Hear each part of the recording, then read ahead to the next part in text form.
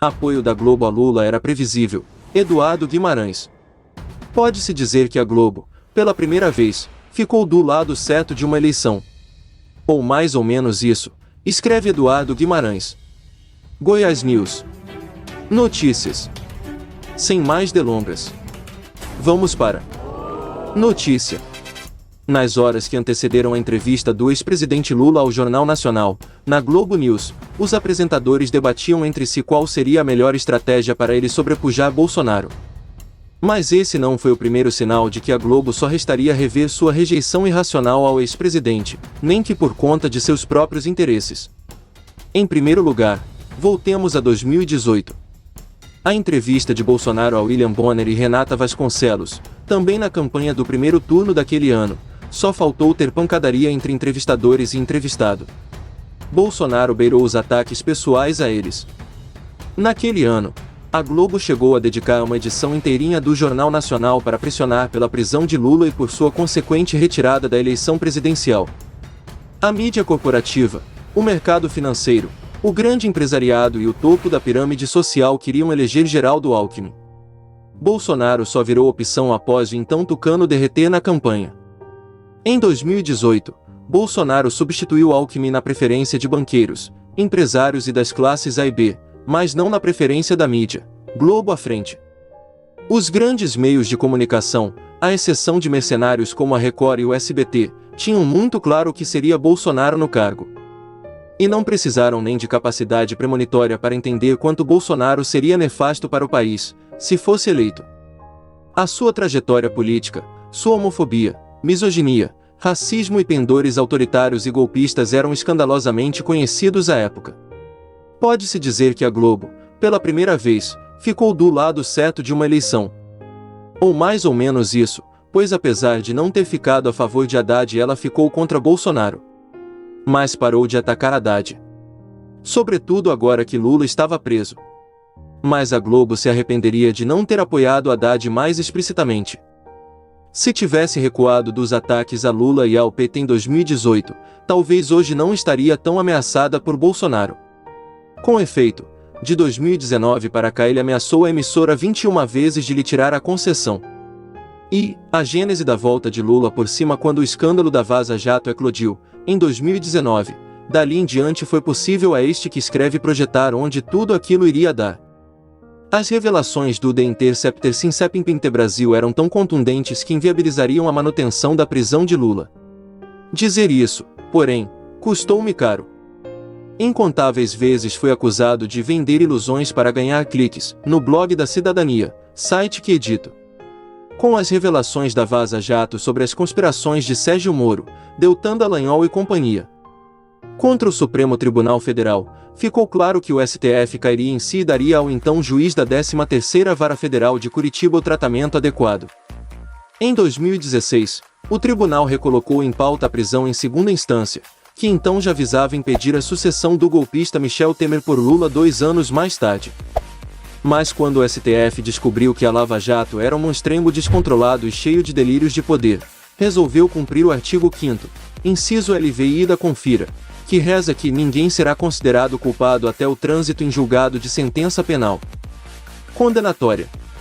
Impressionante que ditame constitucional tão cristalino fosse ignorado pela cúpula do judiciário, mas barrar o PT valia qualquer loucura. Segunda, a suspeição de Sérgio Moro com a Vaza Jato, porém, logo o STF enxergou o jogo todo, podem acusar o tribunal de tudo, menos de ter gente burra vestindo suas togas.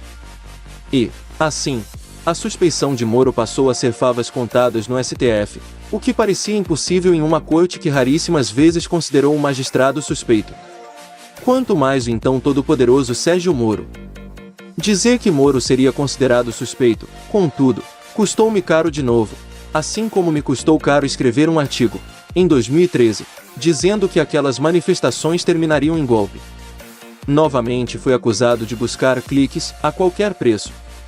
Após a soltura de Lula devido a uma reviravolta no STF que surpreendeu a todos, menos aqueles que enxergaram o jogo, ao revogar a prisão em segunda instância, estava claro que a suspeição de Moro e a reversão da força da Lava Jato no STF eram absolutamente previsíveis. Terceira, Os direitos políticos de Lula. Ora, se Lula fosse libertado e Moro fosse considerado suspeito, previsível era que o ex-presidente recuperaria seus direitos políticos, pois Moro suspeito anularia as dezenas de processos que ele instaurou a pedido da força-tarefa de Dallagnol e companhia. Mas dizer que Lula recuperaria seus direitos políticos voltou a me custar caro. Voltaram as acusações sobre a busca por audiência ao custo de venda de ilusões. E nem vou falar de quanto me custou dizer que os Estados Unidos, agora sob Biden, não aceitariam o golpismo e o negacionismo de Bolsonaro e iriam agir para enquadrá-lo, pois ele fazia no Brasil o que Donald Trump fizera por lá.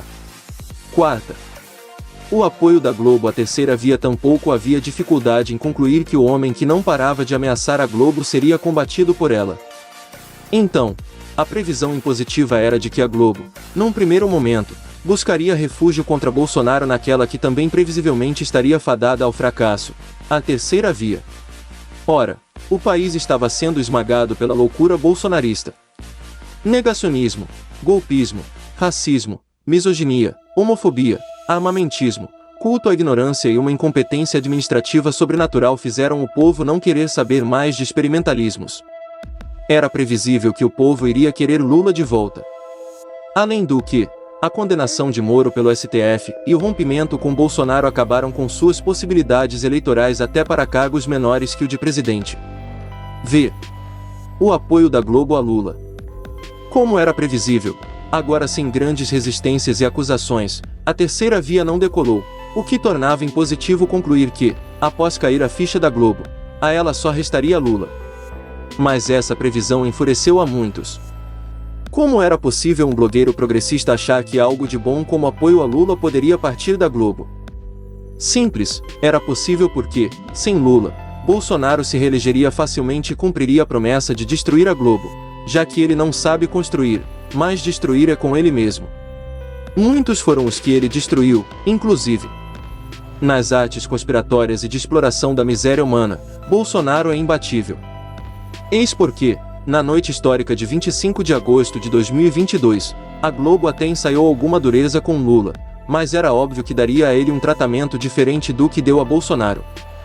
Assim, enquanto este começou a sabatina no JN sendo acusado de mentiroso e golpista, Lula começou sendo redimido por William Bonner, que começou afirmando que ele não devia mais nada à justiça por Moro ter sido considerado suspeito ao julgá-lo. Como este escrevinhador sempre diz, para conseguir projetar cenários até meio óbvios é preciso olhar e enxergar, escutar e ouvir. Não houve nada de espetacular na previsão de que a Globo teria que mudar em relação àquele que é o único que pode derrotar um Bolsonaro armado com bilhões de dinheiro público e a máquina federal. Era tudo muito previsível. Dramaticamente previsível. Historicamente previsível. Gostou do conteúdo? Deixe seu joinha para fortalecer o canal. Vamos lá. Afortunadamente previsível. Vivas, pois, a democracia, a verdade, a justiça e, claro, vivas a Luiz Inácio Lula da Silva, esse gigante que nos separa do abismo e para quem ainda não há substituto visível, se é que algum dia haverá.